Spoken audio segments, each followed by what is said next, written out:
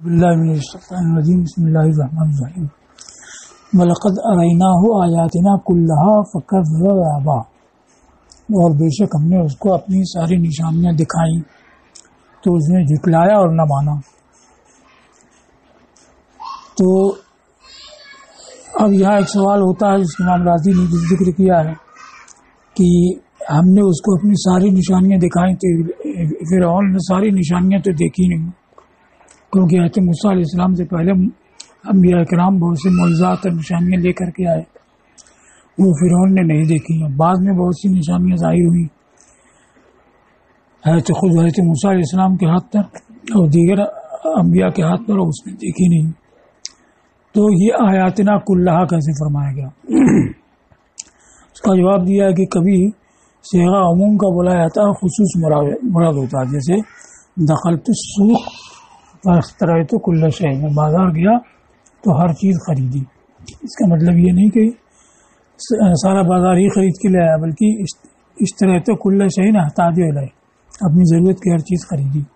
تو لفظ عام ہے، مراد خاص ہے۔ تو اسی طریقے سے یہاں مراد وہ ساری نشانیاں جو فرعون کے لیے تھیں، اور فرعون کے لیے کتنی نشانیاں تھیں اس کا ذکر ہے قرآن میں، سورہ بنی اسرائیل میں وَلَقَدْ آتَيْنَا مُوسَىٰ 9 آیَاتٍ بَيِّنَاتٍ فَاسْأَلْ بَنِي إِسْرَائِیلَ إِذْ جَاءَهُمْ فَقَالَ لَهُ فِرْعَوْنُ إِنِّی لَأَظُنُّکَ یَا مُوسَىٰ مَسْحُورًا، اور بے شک ہم نے موسیٰ کو 9 واضح نشانیاں دیں۔ اور ایسی سورہ نمل میں ہے کہ حضرت موسیٰ علیہ السلام کو 2 معجزے عطا کیے گئے، ایک عصا دوسرا ید بیضاء، اور فرمایا گیا فی 9 آیات الی فرعون، یہ 9 نشانیوں کے ساتھ فرعون اور اس کی قوم کی طرف جاؤ، انہم کانوا قوما فاسقین، بے شک یہ نافرمان لوگ ہیں۔ تو وہی 9 نشانیاں مراد ہیں۔ اب یہ 9 نشانیاں، یہ 9 معجزات کیا ہیں؟ تو عصا اور یہ تو ان دونوں جگہوں میں مذکور ہے کہ عصا دیا گیا اور ید بیضاء دیا گیا۔ باقی اور کیا ہے؟ تو اس کا ذکر سورہ اعراف میں ہے کہ ارشاد فرمایا وَلَقَدْ أَخَذْنَا آلَ فِرْعَوْنَ بِالسِّنِينَ وَنَقْصٍ مِّنَ الثَّمَرَاتِ لَعَلَّهُمْ يَذْكُرُونَ، کہ ہم نے آل فرعون کو قحط میں اور پھلوں کی کمی میں ڈالا تاکہ وہ دھیان دیں۔ تو قحط میں مبتلا کرنا اور پھلوں کی کمی کرنا آفت کی وجہ سے بلا ڈال کر کے، یہ دوسری نشانی ہوئی، 2 نشانیاں ہیں۔ تو یہ 4 ہوئیں، اب 5 باقی رہیں تو وہ بھی سورہ اعراف میں مذکور ہیں۔ فَأَرْسَلْنَا عَلَيْهِمُ الطُّوفَانَ وَالْجَرَادَ وَالْقُمَّلَ وَالضَّفَادِعَ وَالدَّمَ آیَاتٍ مُفَصَّلَاتٍ فَاسْتَكْبَرُوا وَكَانُوا قَوْمًا مُجْرِمِینَ، تو ہم نے ان کے اوپر طوفان اور ٹڈیاں اور جوئیں اور میڈک اور خون بھیجا، الگ الگ نشانیاں، تو انہوں نے تکبر کیا اور وہ مجرم لوگ تھے۔ تو اب یہ الگ الگ نشانیاں اس طرح سے کہ پہلے طوفان آیا اور پھر انہوں نے جب مبتلا ہوئے تو کہا کہ دعا کیجیے کہ اللہ ہم سے دفع کر دے تو ہم ایمان لائیں گے، دفع ہو گیا پھر ایمان نہیں لائے۔ ٹڈیاں بھیجیں جو ساری کھیتیوں کو کھا گئی، تب بھی یہی کہا۔ ایسی جوئیں ان کے ہر چیز میں، کپڑے میں اور کھانے میں، ہر چیز میں پڑتے، ایسی میڈک پڑتے، ایسی خون ان کے پانی میں پڑتا جس کی وجہ سے پینا ان کے لیے مشکل تھا۔ ہر نشانی کے آنے کے بعد یہ عہد کرتے کہ حضرت موسیٰ سے اس لیے کہتے کہ دعا کیجیے کہ رب اس مصیبت کو ٹال دے تو ہم ایمان لائیں گے، اور مصیبت ٹل جاتی تو پھر اسی حال پر۔ تو یہ 5 نشانیاں ہمیں مذکور ہیں، 2 اور قحط میں اور پھلوں کی کمی میں، تو 7 ہوئی، اور عصا اور ید بیضاء، یہ 9 نشانیاں ہیں۔ اب یہاں پر مصنف نے جو ذکر کیا فلق بحر، سمندر کو چاک کرنا، لیکن یہ مراد نہیں ہے، کیونکہ سمندر کو چاک کرنا اگرچہ فرعون نے تو دیکھا، لیکن اس وقت دیکھا جبکہ وہ ہلاک کیا جا رہا تھا۔ ایسی حجر کو ذکر کیا ہے، یعنی پتھر پر عصا مارتے تو اس سے چشمے پھوٹ پڑتے، تو یہ تو بعد میں ہوا جبکہ بنی اسرائیل میدان طی میں تھے اور وہاں کوئی چشمہ، کوئی پانی نہیں تھا، تو پتھر سے چشمہ نکل، یہ فرعون نے نہیں دیکھا۔ ایسے ہی نطق جبل جو ہے ذکر ہے، پہاڑ کو اوپر اٹھانا، تو یہ اس وقت وہ جب موسیٰ علیہ السلام توریت لے کر کے آئے اور بنی اسرائیل اس کے ماننے کے لیے تیار نہیں تھے، تو وہاں فرمایا کہ وَإِذْ نَتَقْنَا الْجَبَلَ فَوْقَهُمْ كَالنُّزُلِ اللَّهِ کہ ان کے اوپر پہاڑ کو اٹھایا گیا صاحبان کی طرح اور کہا گیا کہ قبول کرو مانو ورنہ گرا دیا جائے گا۔ تو یہ تو معجزہ بنی اسرائیل کے سامنے آیا فرعون کی ہلاکت کے بعد، تو ان 9 نشانیوں میں یہ نہیں شمار ہونا چاہیے، تو شمار وہی جو سورہ اعراف میں مذکور ہے۔ اور اس کے علاوہ ابن عباس سے یہ روایت بھی ہے، عبدالرزاق، سعید بن منصور بن جریر بن منذر وغیرہ کی، انہوں نے انہی 9 کو شمار کرایا، تو وہی 9 نشانیاں مراد ہیں۔ مصنف نیازی کی عصا، ید بیضا، سمندر کا چاک کرنا، پتھر یعنی اس سے چشمے نکلنا، اور جرات، قمل، وفادے، دم، یہ تو ہے ٹڈیاں اور جوئیں اور میڈک اور خون اور پہاڑ کا اٹھانا، تو یہ نشانیاں ہم نے ان کو اس کو دکھائیں۔ فَكَذَّبَ وَأَبَىٰ تو اس نے نشانیوں کو جھٹلایا اور حق کے ماننے سے انکار کیا۔ اور فرعون نے کہا اجیتنا لتخرجنا من ارضنا بسحرک یا موسیٰ کہ اے موسیٰ کیا تمہاری سرزمین میں یعنی مصر میں آئے ہو کہ ہم کو ہماری سرزمین مصر سے اپنے جادو کے ذریعے نکال دو۔ تو اس کا مطلب یہ ہوا کہ جیسی موسیٰ علیہ السلام پہنچے نشانیاں دکھائیں ایسا ید بیضا، تو خوف زدہ ہوا اور یہ سمجھا کہ یہ مجھ کو مصر سے باہر کر دیں گے۔ تو اس میں اس بات پر دلیل ہے کہ وہ موسیٰ علیہ السلام سے بہت زیادہ خوف زدہ ہوا، اور اس کا بے سحرکہ کہنا یہ بہانہ بازی ہے، ورنہ کون سا جادوگر کسی بادشاہ کو اس کی زمین پر سے نکالنے پر قادر ہوتا ہے؟ ہر ملک میں جادوگر ہے، لیکن اس نے بہانے کے طور پر کہا کہ اپنے جادو سے ہم کو نکالنا چاہتے ہو، فَلَنَأْتِيَنَّكَ بِسِحْرٍ مِثْلِهِ تو ضرور ہم تمہارے پاس ویسا ہی سحر لائیں گے، یعنی تمہارے سحر کی طرح سحر سے تمہارا معارضہ مقابلہ کریں گے۔ فَجْعَلْ بَيْنَنَا وَبَيْنَكَ مَوْعِدًا لَا نُخْلِفُهُ تو ہمارے اور اپنے درمیان ایک وعدہ کر دو جس کی ہم خلاف ورزی نہ کریں۔ اب یہاں بیان کیا کہ موعد مصدر کے معنی میں ہوگا، کیونکہ لا نخلفو میں ہو کی ضمیر اس سے لوٹ رہی ہے، تو وعدہ ہی وہ ہوتا ہے جس کی خلاف ورزی ہوتی ہے جس کو پورا کیا جاتا ہے۔ تو چونکہ ہو ضمیر اس کی سے راجع ہے، اس لیے موعد مصدر کے معنی میں ہے کہ ایک وعدہ رکھ دو جس کی ہم خلاف ورزی نہ کریں۔ اور موعد جو ہے مصدر میمی بھی ہو سکتا ہے، یہ اس میں ظرف بھی ہو سکتا ہے، وعدے کی جگہ یا وعدے کا وقت، تو جگہ یا وقت کی خلاف ورزی نہیں ہوتی بلکہ نفس وعدہ کی خلاف ورزی ہوتی ہے، اس وجہ سے یہ مصدر ہے وعد کے معنی میں، لیکن ایک مضاف مقدر مانا جائے گا، یعنی مکان موعد۔ یہ کیوں؟ کیونکہ آگے آ رہا ہے لا نخلف نحن ولا انت مکانا سوا، برابر جگہ ہو، تو یہ مکانا سوا جو ہے یہ بدل ہو رہا ہے، تو مکان مقدر ہوگا تو اس سے یہ بدل ہوگا، ایک ایسے وعدے کی جگہ کر دو جو برابر جگہ ہو، تو اس وجہ سے مکان مضاف یا مقدر ہے۔ لا نخلفہ یعنی للموعد کہ ہم اس وعدے کی خلاف ورزی نہ کریں۔ لا نخلف ہو جزم کے ساتھ ابو جعفر یزید نے پڑھا جو عشرہ میں سے ہے، تو اجعل لا نخلف یہ جواب امر ہوگا، جواب امر ہونے کو مجزوم ہوگا۔ باقی لوگوں کے خلاف لا نخلفو ہے رفع کے ساتھ، یہ موعد کی صفت بنے گا، اس کی خلاف ورزی نہ کریں، نہ ہم نہ تم، مکان سوا برابر جگہ ہو، یہ بدل ہے اس مکان سے جو موعد سے پہلے محذوف ہے، یہاں تک ہو گیا۔ اور دوسری ترکیب بیان کی ہے کہ ہو سکتا ہے کہ مکان محذوف نہ مانا جائے اور مکان سوا یہ منصوب ہو وعدن مصدر کی، موعد مصدر کی وجہ سے، یا ایسے فعل کی وجہ سے جس پر مصدر دلالت کر رہا ہے، یعنی عید مکان سوا تو عید مقدر ہو اس کا مفعول بنے کہ وعدہ کیجیے برابر جگہ کا۔ تو پہلی ترکیب تو بیان کی کہ یہ بدل ہے مکان محذوف، اور ویجوزوں سے بیان کیا کہ ہو سکتا ہے کہ مضاف موعد سے پہلے مضاف نہ مانا جائے اور مانا ہو اجعل بیننا بینکا وعدن لا نخلفہ کہ ہمارے اور اپنے درمیان ایک ایسا وعدہ کر دو جس کی ہم خلاف ورزی نہ کریں، تو لا نخلفہ تو غیر الوعدن کی صفت ہوا، اور یہ مکان موصوف ہو وعدن مصدر کی وجہ سے، اور یا ایسے فعل کی وجہ سے جس کے اوپر مصدر دلالت کر رہا ہے، عید مکان۔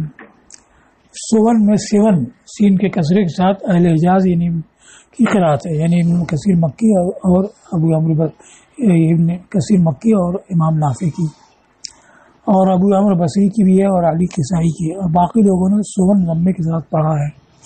اور یہ سون جو ہے یہ مکانن کی صفت بنے گا، یعنی وہ جگہ منصفن بنے، ہمارے اور تمہارے درمیان نصف ہو، اور لفظ سون استوا سے لیا گیا ہے اس لیے کہ مسافت وسط سے دونوں کنارے تک برابر ہوتی ہے۔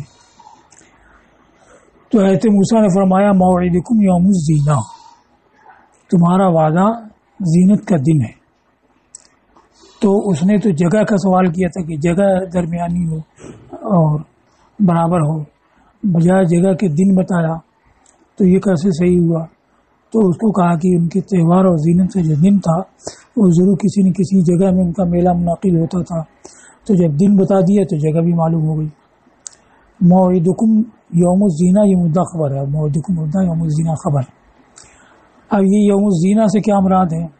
اس کو کہا کہ یہ ان کے کسی تہوار کا دن تھا یا نوروز کا دن تھا، یعنی پہلا دن جب آفتاب برج حمل میں جاتا ہے، یا عاشورہ کا دن تھا، تو سب جمع بھی ہو سکتا ہے کہ وہی دن تہوار کا تھا، وہی پہلا دن تھا، وہی عاشورہ تھا۔ اب یہ کہ اس نے تو جگہ کے بارے میں کہا تھا اور یہاں دن کو بتایا، تو جواب زبان سے صحیح ہوا، اگرچہ یہ سوال جگہ کے بارے میں تھا برتاویل اول کہ مکان صبح جو ہے یہ بدل ہو مکان موعد سے، اس لیے کہ ان کا اجتماع زینت کے دن کسی نہ کسی جگہ میں ہوگا یقیناً، تو جگہ کے وقت کے بتا دینے سے جگہ معلوم ہو جائے گی۔ میلے کے دن آنا تو میلہ جہاں ہوتا وہیں جانا ہوگا۔ اور دوسری حوالہ ثانی کہ مکان صبح یعنی عید مکان صبح، تو دوسری تقدیر پر یہ وعدکم یا وعد یوم الزینہ یہ مراد ہوگا کہ وعدہ کیجئے، تو اب یہ ہوگا کہ تمہارا وعدہ یوم زینت کا وعدہ ہے، تو یوم الزینہ سے پہلے لفظ بعد مقدر ہوگا۔ وَأَن يُحْشَرَ النَّاسُ ضُحًى، تو ایک تو زینت کے دن کا وعدہ ہے، اور یہ کہ لوگوں کو چاشت کے وقت جمع کیا جائے، تو ان یحشر جو ہے یا تو یوموں پر عطف ہوگا تو مرفوع ہوگا، یا زینتیں پر عطف ہوگا تو مجرور ہوگا۔ فی موضع رفع اور جر، یہ محل رفع میں یا محل جر میں ہے، یوم پر یا زینت پر عطف ہو کر کے۔ ذہن سے مراد وقت زحوہ یعنی چاش کا وقت، تو اب یہ وقت کیوں مقرر کیا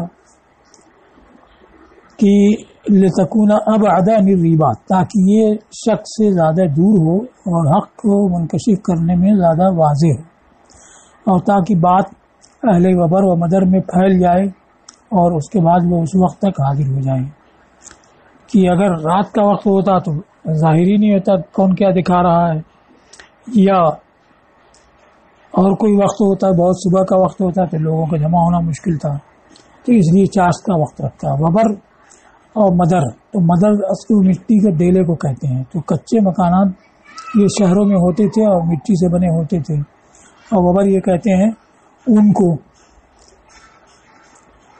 اونٹ کا بال یا خرگوش وغیرہ کا بال اس کو کہا جاتا ہے وبر۔ تو چونکہ بادیہ نشین جو ہے وہ خیموں میں رہتے تھے وہ اہل وبر کہلاتے تھے، اور شہر والے مٹی کے مکانات میں رہتے تھے وہ اہل مدر کہلاتے تھے۔ تو مطلب یہ کہ بادیہ اور شہر میں بات پھیل جائے اور سب اکٹھا ہو جائے، کہ اہل وبر سے مراد اہل بادیہ اور اہل مدر سے مراد اہل شہر۔ فتولی فرعون فجمع کیدہ، تو فرعون نے پیٹ پھیری، یعنی حضرت موسیٰ سے اعراض کرتے ہوئے پیٹ پھیری، پھر اپنا قید جمع کیا، یعنی مکر اور اپنے ساحروں کو جمع کیا۔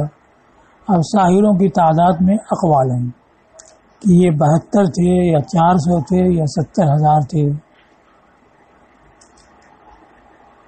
تو حضرت ابن عباس سے روایت میں 70 آیا ہے، ابن جریج سے روایت میں یہ ہے کہ 300 قرم کے رہنے والے تھے، 300 عریش کے اور 300 اسکندریہ سے، کہ 900 ہو گئے۔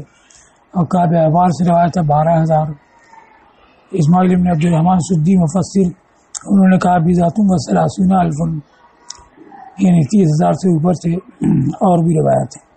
قاسم بن بزہ نے کہا کہ یہ 70,000 جادوگر تھے، انہوں نے 70,000 لاٹھیاں رسیاں ڈالی، اور محمد بن کعب سے 80,000 مروی ہے۔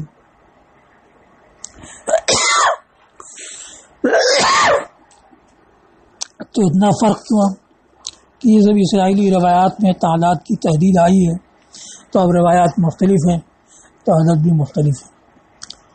ثم آتا، اس نے قید کو جمع کیا، پھر آیا وعدے پر۔ تو جب سب جادوگر آ گئے تو حضرت موسیٰ نے جادوگروں سے فرمایا وَيْلَكُمْ، انہیں الزم اللہ وَيْلَكُمْ، تو الزم مقدر کی وجہ سے وَيْلَكُمْ منصوب ہے کہ تم پر تمہاری خرابی، تمہاری ہلاکت، اللہ پر جھوٹ نہ باندھو، لا تفتروا علی اللہ کذبا فیسحتکم بعذاب، کہ وہ تم کو کسی عذاب سے، عذاب میں تنکیر تعظیم کی، یعنی کسی بڑے عذاب سے ہلاک کر دے۔ لا تفتروا نہیں ہے، اس کے بعد فعل مضارع آیا فا کے بعد، تو یہاں المقدرہ کی وجہ سے منصوب ہے، جیسے لا تنہان خلق وتفعل مثلہ وتأتی مثلہ، تو یسحت یہ منصوب ہے وہی المقدرہ کی وجہ سے کہ اللہ پر جھوٹ نہ باندھو کہ وہ تم کو کسی بڑے عذاب سے ہلاک کر دے۔ تو جھوٹ نہ باندھو یعنی لا تدعو آیاتی و معجزاتی سحرا، یعنی اس کی آیات اور معجزات کو سحر نہ کہو۔ یسحت دو قرات ہے، یہ یسحت افعال سے اہل کوفہ کی قرات ہے سوائے ابو بکر شعبہ کے، یعنی امام حمزہ علی کسائی اور حسن عاصم کی، اور یا کے اور ہا کے فتح کے ساتھ یسحت باقی لوگوں کی قرات ہے۔ اور سحت اور اسحات دونوں ایک ہی اعدام کے معنی میں ہیں، یعنی نابود کر دینا، ختم کر دینا، اور یسحت منصوب ہے جواب نہ یہ لا تفسروا کے جواب میں آنے کی وجہ سے، بعذاب عظیم، تو تنکیر برائے تعظیم ظاہر کیا۔ وقد خاب من افترا، اور نامراض رہا وہ جس نے جھوٹ باندھا، یعنی اللہ پر جھوٹ بولا۔ تو جب حضرت موسیٰ علیہ السلام نے یہ فرمایا لا تفتروا علی اللہ کذبا فیسحتکم بعذاب وقد خاب من افترا، تو فتنازعوا، تو یہ جادوگروں نے باہم اختلاف کیا، بعد نے کہا کہ یہ ہماری طرح ساحر ہے، بعد نے کہا کہ یہ ساحروں کا کلام نہیں ہے، یعنی لا تفتروا علی اللہ کذبا آیا۔ فتنازعوا امرهم بینہم، تو وہ اپنے معاملے میں باہم مختلف ہوئے، واسروا النجوا، اور آہستہ سرگوشی کی۔ تو نجوا ایک تو آہستہ بولنا اس کو کہتے ہیں، اور جو بات آہستہ کہی جائے اس کو بھی کہتے ہیں، مصدر بھی ہے اور اس میں مصدر بھی ہے۔ مطلب یہ ہے کہ تشاوروا فی السر، آہستہ باہم مشاورت کی، اور یہ کہا کہ اگر یہ ساحر ہیں تب تو ہم ان پر غالب آئیں گے، وَإِنْ كَانَ مِنَ السَّمَاءِ فَلَهُ أَمْرٌ، اور اگر آسمان سے ان کا معاملہ ہے تو انہی کے لیے امر ہوگا، یعنی وہی غالب ہوں گے۔ لفظ نجوا کو بتا کہ مصدر بھی ہوتا ہے اور اسم بھی ہوتا ہے۔ تو پہلے آپس میں تو یہ کہا لوگوں کے سامنے کیا کہا، ثم لفقوا هذا الكلام، پھر تلبیس کے طور پر یہ بات کہی۔ تو تلفیق کا اصل معنی ہوتا ہے کپڑے کے دو سروں کو لے کر کے سل دینا، پھر اس کے بعد تلفیقی کلام بولا جاتا ہے، کلام میں ملمس سازی کرنا اور تلبیس کرنا، اسی معنی میں یہ ہے۔ تو بطور تلبیس یہ بات کہی کہ بولے ان ہذان لساحران، بے شک یہ دونوں ضرور جادوگر ہیں۔ اب یہاں پر قرات، تو دونوں سے مراد موسیٰ اور ہارون علیہ السلام، تین قراتیں ہیں بلکہ چار۔ ایک تو ان ہذین لساحران، تو ان کے بعد منصوب آتا ہے اور زانے تانے کی جگہ زینے تینے ہوتا ہے، تو انہوں نے ان ہذین پڑھا ہے، تو یہ نحوی قاعدے کے مطابق ہے، لیکن رسم مصحف کے خلاف ہے، کیونکہ ہذین میں نون سے پہلے یہ کا شوشہ ہوگا، اور مصحف میں نون سے پہلے کوئی شوشہ نہیں ہے، تو اس کے خلاف ہوا، بلکہ اس میں پہلے مصحف میں نقطے بھی نہیں ہیں۔ تو اس کو کہا کہ یہ قرات جو ہے نحوی قاعدے کے لحاظ سے تو صحیح ہے، ظاہر ہے، لیکن امام یعنی مصحف حضرت عثمان کے خلاف ہے۔ اور ابن کثیر مکی اور امام حفص نے اور خلیل نحوی نے اور خلیل کو کہا کہ یہ نئے لغت کے زیادہ جاننے والے ہیں، انہوں نے پڑھا ان ہاذان لساحران، ان کی تخفیف کے ساتھ. تو ان کی تخفیف ہو تو ان ہو جاتا ہے. اور فرق کیسے ہوتا ہے کہ ان نافیہ نہیں ہے بلکہ ان مخففہ ہے، وہ خبر میں لام کی وجہ سے. تو خبر میں لام موجود ہے لساحران، بے شک یہ دونوں ضرور جادوگر ہیں. جیسے تم کہو ان زید لمنطلق، بے شک زید جانے والا ہے. اور لام یہی فرق کرنے والا ہوتا ہے ان نافیہ میں اور ان میں جو ثقیلہ سے مخفف ہوتا ہے. اور یہاں ابن کثیر اور امام حفص کی قرأت میں فرق ہے کہ امام حفص کیا تو ان ہاذانے ہیں اور ابن کثیر کیا ان ہاذانے ہیں، یعنی نون پر تشدید کے ساتھ. انہوں نے فرق کیا ہے کہ ایک رجلانے کتابانے قلمانے ہوتا ہے تثنیہ اسم ممکن، اور زانی جو ہے اس میں غیر متمکن ہے تو اس کو تشدید کے ساتھ وہ پڑھتے ہیں زاننے. اور کہا گیا کہ ان ہاذان لساحران کا مطلب یہ ان جو ہے ما نافیہ کے معنی میں ہے اور لام بمانا اللہ ہے، یعنی ما ہاذان الا ساحران ہے کہ نہیں ہے یہ دونوں مگر جادوگر.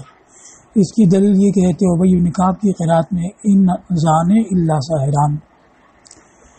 تو یہ دو قرأت ہوئی، ان ہاذین یہ تو نحوی قاعدے کے مطابق ہے، ان ہاذان لساحران تو ان مخففہ اس لیے عمل نہیں کیا، اور ہاذانے جو ہے رفع کے ساتھ ہوا، تو یہ بھی قاعدے کے مطابق ہے. اب تیسری قرأت ہے ان ہاذان لساحران، تو یہ باقی لوگوں کی قرأت ہے ان ہاذان لساحران. تو اب ان کے بعد تو ہاذین ہونا چاہیے. اب ہاذانے کیسے آیا؟ تو کہا کہ یہ ان قبائل کی زبان پر ہے جن کے یہاں تسنیہ تینوں حالت میں الف کے ساتھ ہوتا ہے، رفع نصب جر تینوں میں، اور یا سے بدلا نہیں جاتا ہے، تو ان کی زبان پر یہ آیا ہے.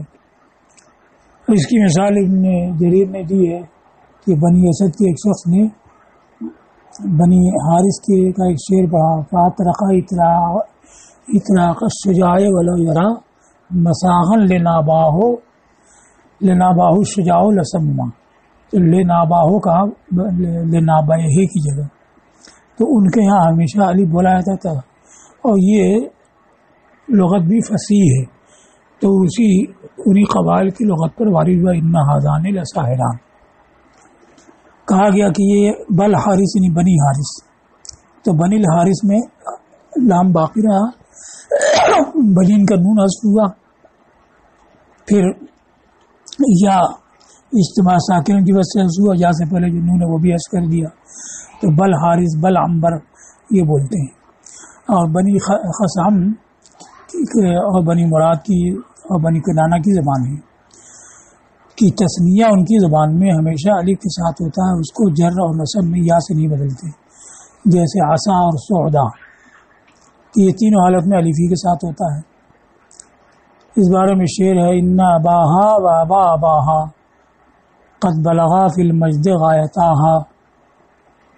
تو ہونا چاہیے ان اباہا و ابا ابیہا بجائے ابیہا کے اباہا الف ہی کے ساتھ، اور قد بلغا فی المجد غایتاہا نصب کے ساتھ ہونا چاہیے، مگر کہا غایتاہا کہ بے شک اس کا باپ اور اس کے باپ کا باپ یعنی دادا دونوں مجد میں اس کی انتہا کو پہنچ گئے، یہاں تک ہو گیا. تو اس پر کہ ان قبائل کی زبان پر وارد ہے ان ہاذان لساحران، اس پر کلام نہیں ہے. اور ایک اور ذکر کیا ہے زجاج سے کہ زجاج نے کہا کہ ان جو ہے ان ہاذانے میں ان جو ہے یہ نام کے معنی میں ہے، تو ان حرف ایجاب ہوتا ہے. شاعر نے کہا وَيَقُلْنَ شَيْبٌ قَدْ عَلَاكَ وَقَدْ كَبِرْتَ فَقُلْتُ إِنَّ، ہاں جو ہے سکتہ والی ہے، وقف والی ہے، کہ وہ کہتی ہیں کہ سفیدی تمہارے اوپر چھا چکی ہے اور تم بوڑھے ہو گئے، سن سیدھا ہو گئے، تو میں نے کہا ان یعنی ہاں. تو یہ ان میں نعم کے معنی میں ہے اور ہاں وقف کے لیے ہے. اب اس پر کلام ہے کہ جب ان کے معنی میں لیں گے تو کوئی ایسا کلام اس سے پہلے ہونا چاہیے جس کے ایجاب میں ان کہا گیا ہے، اور ایسا کلام کچھ ہے نہیں، اور اس کی تقدیر یعنی اس کو مقدر ماننے میں تکلف ہوگا. تو ایک کلام تو یہ ہے. دوسرے حاضان لساحران، تو ان جو حرف ایجاب ہو گیا تو حاضان لساحران جملہ اسمیہ ہوگا. اس میں حاضان مبتدا اور لساحران خبر ہے، اور یہ لام تاکید جو ہے مبتدا پر آتا ہے، خبر پر نہیں آتا ہے. جیسے لزید قائم یہ کہا جائے گا.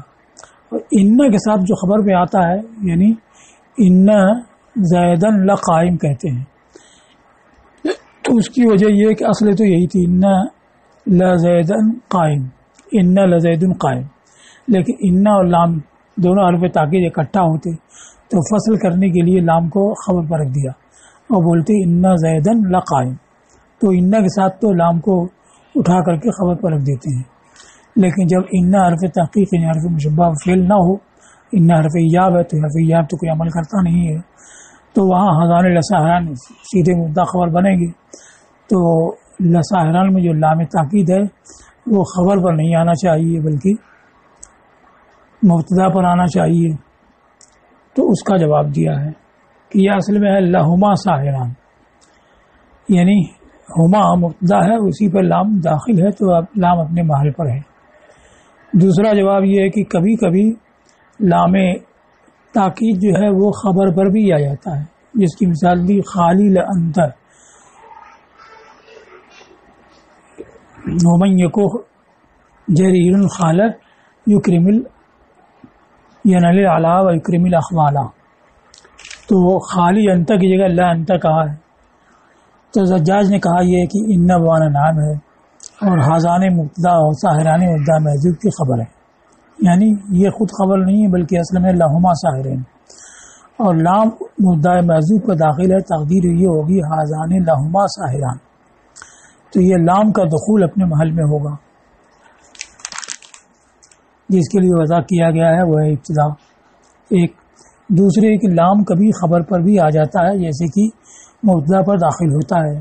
شاعر نے کہا خالی لانت ومن جریر خالو. دوسرا مصرع ہے ینل العلا و یکرم الاخوالا، کہ میرے ماموں تم ہو اور جریر جس کا ماموں ہو اور بلندی پائے گا اور ماموں کی عزت کرے گا.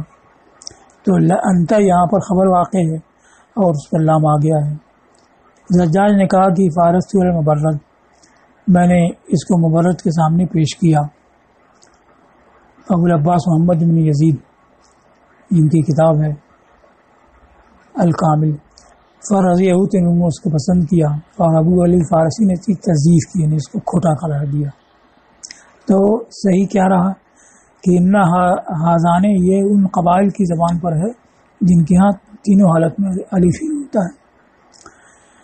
یریدان ان یخرجاکم من ارضکم، یہ دونوں جادوگر ہیں جو چاہتے ہیں کہ تم کو تمہاری سرزمین مصر سے باہر کر دیں اپنے جادو کے ذریعے. وَيَذْهَبَا بِطَرِيقَتِكُمُ الْمُثْلَىٰ، اور تمہارے بہتر طریقے کو لے جائیں، ختم کر دیں. تو طریقہ سے مراد دین اور شریعت. مثلا یا امثل کا مؤنث ہے، جیسے افضل کا مؤنث فضلا، تو اس کی تفسیر فضلا سے کی. تانیث الامثل، امثل کا معنی افضل، یعنی بہتر طریقے کو یہ ختم کر دیں. فَأَجْمِعُوا كَيْدَكُمْ ثُمَّ أَتُوا صَفًّا، تو اپنا داؤں مضبوط کرو پھر سب بستہ ہو کر کے آؤ. وَقَدْ أَفْلَحَ الْيَوْمَ مَنِ اسْتَعْلَىٰ، بے شک بامراد ہوا آج وہ جو کامیاب رہا، غالب رہا. یہاں فَاجْمَعُوا اور اجمعوا دو قرات ہے. تو اجمعوا افعال سے اس کا معنی احکموا، محکم کرو، مضبوط کرو. اجعلوہ مجمعا علیہ حتی لا تختلفوا، اپنا داؤں متفق علیہ کرو کہ باہم اختلاف نہ ہو. اور فجمعوا یہ ابو عمرو کی قرات ہے، یعنی اپنا قید جمع کرو، اکٹھا کرو. اس کی تائید کرتا ہے فجمع قیدہ، وہاں جمع ہے تو جمع سے اجمعوا ہوگا. تو اپنا قیدکم، اپنا قید جمع کرو یا اپنا قید مضبوط کرو. تو قاعدہ عقید و قیدن اصل میں تو مصدر ہے، داؤں کرنا، مگر یہاں کیا جانے والا داؤں وہ مراد ہے. تو اس میں مصدر ہے ما یقاد بھی، جس کے ذریعے قید کیا جائے. صفن، صفہ صفو سے مصدر ہے اور حال ہے، یعنی مستفینہ کے معنی میں ہوگا. مستفین، سب بستہ ہو کر کے آؤ، یہ حال بنے گا. ان کو سب بستہ ہونے کا ان کو حکم دیا گیا کہ سب باندھ کر کے آئیں. لأنه أهيب في صدور الرائين، کہ یہ دیکھنے والوں کے سینوں میں زیادہ ہیبت ناک ہوگا۔ وقد افلح الیوم من استعلی، اور بے شک کامیاب رہا وہ جو غالب ہوا، یعنی قد فاز من غلب، یہ جملہ معترضہ ہے۔ اب حضرت موسیٰ علیہ السلام کے سامنے آئے تو جادوگروں نے کہا کہ یا موسیٰ اما نلقی و اما نکون اول من القی، یا تو ہم ڈالیں اپنا، یا تو آپ اپنا عصا پہلے ڈالیں یا ہم پہلے ڈالنے والے ہوں وہ جو ہمارے ساتھ ہے۔ اب یہاں پر اما ان تلقی ہے، ان مابعد سے مل کر کے مصدر کے معنی ہو جائے گا، یعنی القاء کے معنی میں۔ ان نکون اول من القی، یہاں بھی ان مابعد سے مل کر کے مصدر کے معنی میں ہو جائے گا، یعنی اما کون ہونا اول الملقین۔ تو یہ اما القاء کا یہ تو مفرد ہی رہا، جملہ بنا نہیں۔ تو اب یہ جملہ ہونے کے لیے کچھ چاہیے، تو یا تو الامر مقدر ہو، الامر القاء کا تو مبتدا خبر ہو جائے گا، یا اختر القاء کا اختر فعل امر ہو اس کا مفعول بھی بنے۔ تو اس کو کہا ہے کہ یہ ان تلقیہ میں جو ان ہے ما بعد کے ساتھ اس کا محل ان دونوں میں یا تو نصب ہے ایک فعل مقدر سے، یعنی اختر القاء کا، یا رفع ہے اس وجہ سے کہ مبتدا محذوف کی خبر ہے الامر القاء کا، اور دونوں تقدیر کے ساتھ مطلب ہوگا اختر احد الامرین، تو اختر مقدر ہوگا تو محل نصب میں ہوگا، یا الامر القاء کا اور القاء ہونا تب مبتدا خبر بنے گا۔ تو یہ تو مقابلے کے طور پر آئے تھے تو پہلے کام شروع کر دیتے، لیکن انہوں نے حضرت موسیٰ سے کہا کہ آپ ڈالیں گے یا ہم ڈالیں گے، تو یہ ان کی جانب سے اختیار دینا حضرت موسیٰ علیہ السلام کے ساتھ ادب حسن کو عمل میں لانا ہے، گویا کہ اللہ تعالیٰ نے ان کے دل میں یہ بات ڈالی اور اس کی برکت ان کو پہنچ گئی، ان کو مل گئی کہ سب سے پہلے وہی ایمان لائے۔ تو جب انہوں نے یہ کہا تو حضرت موسیٰ علیہ السلام نے جانا کہ ان کا پہلے ڈالنا یہ پسندیدہ ہے، علم موسیٰ اختیار القائم اولا، حضرت موسیٰ علیہ السلام نے ان کے پہلے ڈالنے کو پسند کرنا یہ جانا، یہاں تک کہ فرمایا بل القو، بلکہ تم ہی ڈالو، القو انتم اولا، کہ تم ہی پہلے ڈالو۔ یہ کیوں؟ لیبرزوا ما معهم من مکائد السحر، ابراز ظاہر کرنا، تاکہ یہ ظاہر کر دیں جو ان کے ساتھ سحر کے داؤں ہیں، اور اللہ اپنی دلیل کو ظاہر کرے، یظہر اللہ سلطانہ ویغضف بالحق علی الباطل، اور حق کو باطل پر دے مارے تو وہ اس کا بھیجا نکال دے۔ فیدمغہ، دمغہ کا معنی ہوتا ہے کسی پتھر وغیرہ کو مار کر کے بھیجا باہر کر دینا، تو مراد کیا ہے؟ باطل کر دینا، ختم کر دینا۔ وَيُسَلِّطَ الْمُعْجِزَةَ عَلَى السِّحْرِ، اور معجزہ کو سحر پر مسلط کر دے، فَتَمْحَقَهُ، تو وہ اس کو مٹا دے، ناقائم کو، فَيَصِيرَ آیَةً بَيِّنَةً لِلنَّاظِرِينَ وَعِبْرَةً بَيِّنَةً لِلْمُعْتَبِرِينَ، تو یہ دیکھنے والوں کے لیے روشن نشانی اور عبرت حاصل کرنے والوں کے لیے کھلی ہوئی عبرت ہو جائے۔ تو اس کے مطابق انہوں نے اپنے رسیاں لاٹیاں ڈال دیں۔ فَإِذَا حِبَالُهُمْ وَعِصِيُّهُمْ يُخَيَّلُ إِلَيْهِ مِنْ سِحْرِهِمْ أَنَّهَا تَسْعَىٰ، تو جبھی ان کی رسیاں اور لاٹیاں ان کی جانب، یعنی حضرت موسیٰ کی جانب ان کے سیر کی وجہ سے یہ خیال ہوتا تھا کہ یہ سب دوڑ رہی ہیں۔ اب اس کی ترکیب بیان کی ہے۔